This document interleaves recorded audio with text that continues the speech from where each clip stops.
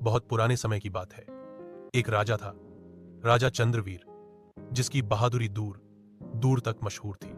उसकी रानी रानी पद्मिनी रूपवती और बुद्धिमान थी। एक दिन उन्हें पता चला कि जंगल के भीतर पहाड़ों के बीच एक कांच का महल है, जो केवल पूर्णिमा की रात को दिखाई देता है। कहा जाता था कि उस महल में जाने वाला कभी लौटकर नहीं आता। जिज्ञासा के कारण राजा, रानी और उनके कुछ सैनिक उस महल तक पहुंचे। महल सच में अद्भुत था, पूरा का पूरा पारदर्शी, जैसे किसी ने कांच से तराशा हो।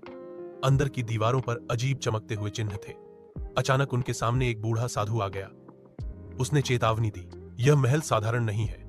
यहाँ एक अमर राक्षस रहता है, जिसकी शक्ति उसकी कांच की तलवार में बंधी हुई है। जब तक तलवार टूटी नहीं, राक्षस को कोई मार नहीं सकता। राजा ने हिम्मत दिखाई और अंदर कदम रखा। महल के बीचों बीच एक विशाल राक्षस प्रकट हुआ।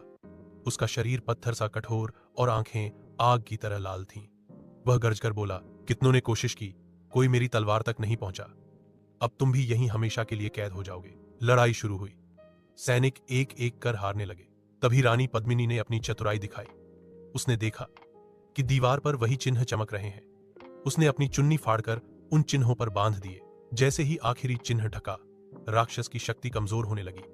राजा ने मौका देखकर उस कांच की तलवार को उठाया और जमीन पर दे मारा।